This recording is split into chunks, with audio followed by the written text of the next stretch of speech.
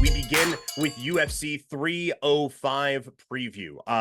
Overall, I think this is an okay card. It's not a blowaway, amazing card or anything like that.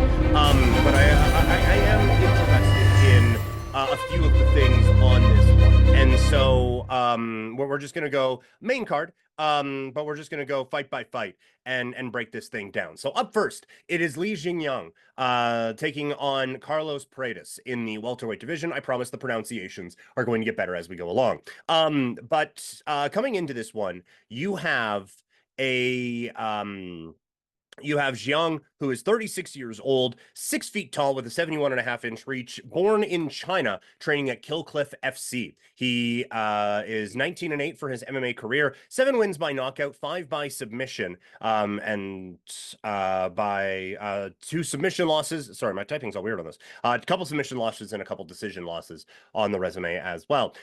He is coming off of a split decision loss to Daniel Rodriguez at UFC 279. Originally, he was scheduled to face Tony Ferguson in that bout. That changed after Khamzat Chimaev missed weight and everything went batshit crazy on that particular night. But he hasn't fought since. That was September 10th, 2022. He's been dealing with a spine injury, but he is back now. He's alternated wins and losses in his last 6. He has been in the Ultimate Fighting Championship since 2014. 11-6 is the record there. 8 stoppages, all but one of those in the first round. He's a BJJ black belt, former Legend FC welterweight champion, won it in his last pre-UFC bout. He's been a pro since 2007. Taking on Paredes, who is 30 years old, out of Sao Paulo, Brazil, training at Vale Top Team.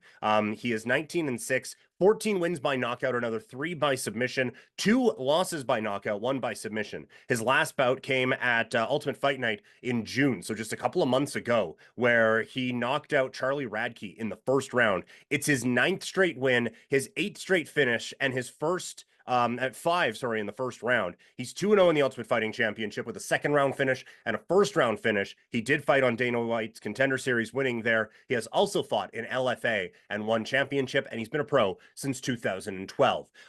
This is a really, really intriguing fight to me. Paredes is, like we said, on some kind of a roll right now. But when Lee is at his finest, he doesn't lose to guys like this. And so you have the unknown of, well, this guy hasn't fought in basically 2 years, 23 months since he last stepped into the cage. So what are we getting from this guy? I think is a very reasonable question to ask. And so it's going to be an interesting bout. One of the things that Liang has had trouble with in the past is having a bit of trouble with some of the reach issues that he has had, or some of the reach deficiencies, I guess, that he has had some problems with in the past. I don't think Paredes provides a whole lot of those. It is an interesting, just like I said, it's a really intriguing bout to me.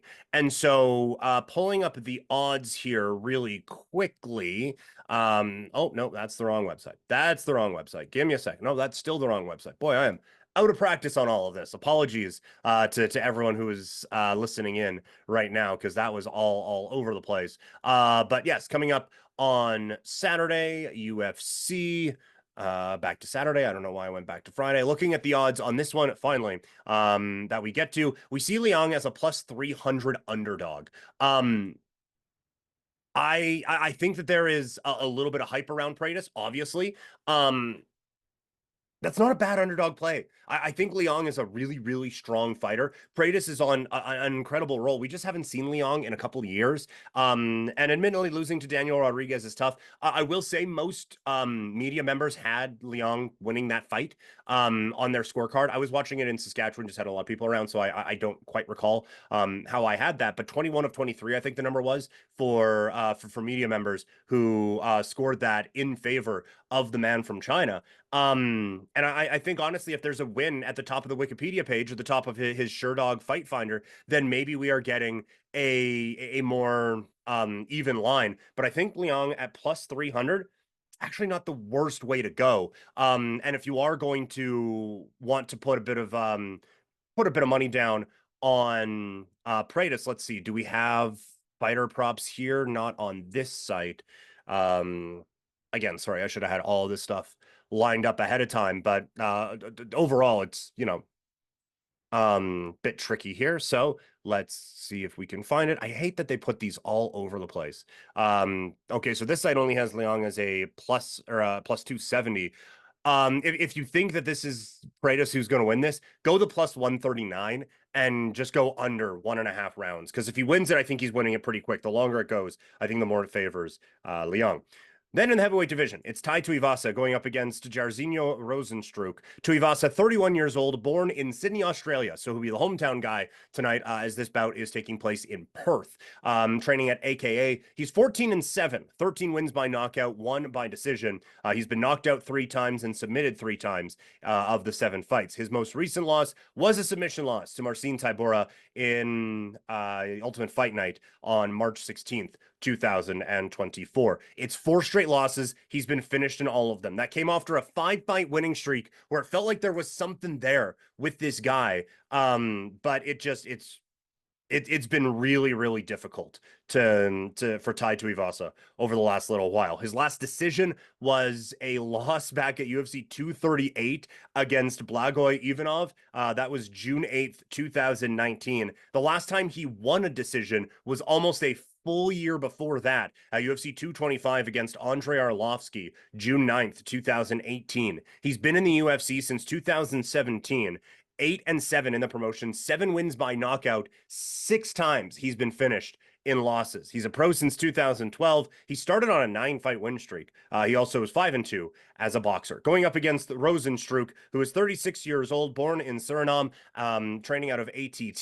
He is 14-5 in his career, 13 wins by knockout, 1 by decision. He's been knocked out twice and submitted once. His most recent fight, he won by knockout against Shamil Gaziev back on a fight night card on March 2nd of 2024. He's won 2 of 3 after a 2-fight winning streak. He hasn't been to a decision in his last 4 fights. You look at the losses he has had in the Ultimate Fighting Championship. Jailton Almeida, who is a fast rising prospect. Alex Volkov, Curtis Blades, Cyril Gahn, and Francis Ngannou. He's been in the UFC since 2018. He's 8-5 in his career, all 8 wins by knockout. He's been finished in 3 of his losses. A pro since 2012, started his career with 10 wins in a row. Pro kickboxer from 2009 to 2017, where he went 76-8-1. I like Tai Tuivasa a lot. I do not see a path to victory for Tai in this bout. I think Rozenstruik comes out and just absolutely runs through him. I think that he is a more technical fighter. I think that he is a more precise fighter. And quite frankly, though, when you're looking at placing a wager down on Rozenstruik, there isn't a whole lot there of value. Rozenstruik is minus 222. It is a bit better by TKO or by KO. Minus 161 is Rozenstruik to win by KO or TKO. I still just don't see it in the cards for Tai.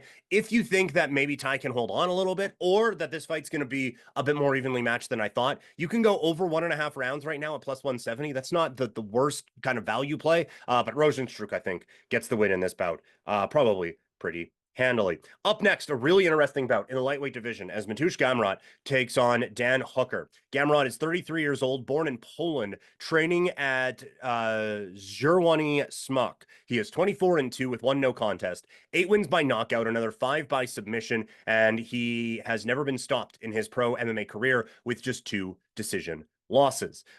His last bout, a unanimous decision win at UFC 299 against Rafael dos Anjos. It's his 3rd straight win. 2 by decision, and 1 was by TKO, but that was by injury. He has won 7 of his last 8, finishing 4 of them. He is a former 2-division champion in KSW in the lightweight and featherweight division. He's been in the UFC since 2020, amassing a 7-2 record in the promotion after being a pro since 2012. Dan Hooker, coming in at 34 years old, born in Auckland, New Zealand, training out of Tiger Muay Thai and City Kickboxing. He is 23-2 for his career, with 11 wins by knockout, 7 wins by submission. Sorry, 23-12. 23-12 on the career. Got that one wrong.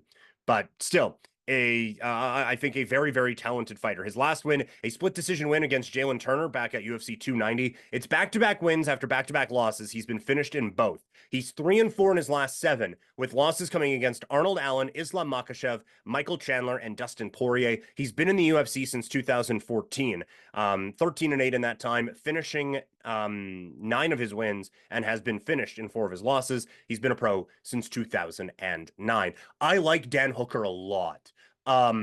I do think, though, Gamrot is on this rise. Like, when you look at who Hooker has lost to, it's Allen, Makhachev, Chandler, and Poirier. That Allen one is the one that kind of sticks with you, because Gamrot, I think, is above Arnold Allen in the pecking order right now. And so I think Gamrot and the pressure that he brings can put a little bit of the pressure, pardon the pun, on a Dan Hooker as well. Now, Hooker has the talent and the ability and just the experience. He's going to see whatever Gamrot is going to bring at him. And so I do think this is going to be a close fight. I do think in the end, though, Mateusz Gamrot comes away with a really, really important win in his career. And again, there just isn't a whole lot of gambling value on this one. Gamrot is a minus 345 favorite. So I guess, again, like, if you want to just sprinkle on a couple underdogs here, Dan Hooker, I think, is way more alive than plus 275 would lead you to believe. But if you do think it is Gamrot, it's probably him by decision. And so to get him at minus 149 to win by decision isn't the worst. And if you want to look at it, like, he just doesn't finish a whole lot of his fights, but plus 800 to get a win by knockout. Again, it's not the worst value to just kind of sprinkle something on. Then we get into the co-main event of the evening. It is Kai Kara-France going up against Steve Erceg. You have France, who is 31 years old, born in Auckland, New Zealand, training at City Kickboxing, 24-11 with 1 no contest, 11 wins by knockout, 3 by submission. He has been knocked out 3 times and has had 3 submission losses on the resume. His last bout, a split decision loss against Amir Albazi back at the UFC on ESPN on June 3rd, 2023. Was his only fight of 2023. This is his first fight in 2024. Back-to-back losses. The other loss, a TKO loss to Brandon Moreno in the interim flyweight championship bout. That ended a 3-fight winning streak for him. He he did finish 2 of 3 in that. He's been in the UFC since 2018. 7-4 is the record. Losses to Moreno, Royval, and Albazi. He also lost to Alexander Pantoja on Tough and has been a pro since 2010. He faces Erceg, who is 29 years old, born in Perth, Australia, so he'll be the hometown guy, training at Wilkes MMA. 12-2 for the career, 2 wins by knockout, 6 by submission, 1 decision loss on the resume. That came back at UFC 301 against Alexander Pantoja. That was for the flyweight championship, ending an 11-fight winning streak. He has 1 KO in the UFC and 1 overall since 2019, 3-1 in the Ultimate Fighting Championship, and a pro since 2016. I said before in the early storylines for this, Erceg is an intriguing fighter to me, but the interesting thing is he is coming off of a championship loss, and this is still probably the second most difficult opponent he has faced. Like, obviously, the first is Pantoja, who's the king in this division right now, but I don't think anyone on the resume comes close to what Kai Kara-France can bring. The issue is what does Kai Kara-France have here? He's only fought, like I said, once in 2023. It's back-to-back losses. Now, one of those against Brandon Moreno. He has really only lost to some of the tippy-top guys in this division. Moreno, Royval, Albazi were getting down there a little bit, but it's a split decision loss there still. I still think Kai Kara-France is the better fighter, and again, we're getting an underdog play here at plus 140. Now, maybe there's going to be some kind of Aussie, oi, oi, oi thing going on here with Erceg, but I do think Kai Kara-France is still just a touch better than what Steve Erceg can bring to the octagon, and so I think we get Kai Kara-France getting the win here at plus 140. If you are liking Erceg, I don't think we have, oh yes, here we go. Erceg by decision is plus 115. So if you do think the favorite is going to win this, I think that is a very obvious path to victory there. Just flat over 2.5 rounds is minus 238, so that's not the best. And will the fight go to a decision is minus 227. So again, we're not getting the best value there, but I think Kai Kara-France pulls off the win in what is apparently an upset. And then we get to the main event of the evening. It is for the the middleweight championship as Dricus du Plessis defends against Israel Adesanya. Du Plessis is 30 years old, born in South Africa, training at CIT MMA. 21-2 for the MMA career, 19 wins by knockout. 19 wins by finish, 9 by knockout, 10 by submission. He has 1 knockout and 1 submission loss on the resume. His most recent bout was the one where he won the championship in split decision fashion against Sean Strickland at UFC 297, where he wins the middleweight title. It is a 9-fight winning streak. He has stopped 7 of 9. He's undefeated since entering the Ultimate Fighting Championship in 2020, a 7-0 record with 5 stoppages. 2-division champion in EFC in the middleweight and welterweight divisions, former KSW welterweight champion. He is a pro since 2013. Facing Israel Adesanya, now 35 years old, born in Lagos, Nigeria, now residing in Auckland, New Zealand, training at City Kickboxing, sorry. He is 24-3, 18 wins by knockout, 16 wins by knockout. Boy, I am all over the place today. 8 wins by decision, 1 knockout and 2 decision losses on the resume. His most recent loss is where he lost the belt to the guy that du Plessis won it from, where he lost by unanimous decision to Sean Strickland at UFC 293. He has lost 2 of his last 3. 1 win by decision, 1 loss by decision, 1 loss by knockout. He does have the KO over Alex Pereira. That's back at UFC 287. That's his first KO win since a TKO victory over Paulo Costa at September 27th, 2020. He is a 2-time middleweight champion. That's the first time anyone's been that in the history of the Ultimate Fighting Championship. He's been in the UFC since 2018, 13-3 in that time, 5 wins by knockout. A pro since 2012. He is also a pro kickboxer. This is a really close fight. And I think deserving of a main event spot and a championship bout and one of the more intriguing fights of the year.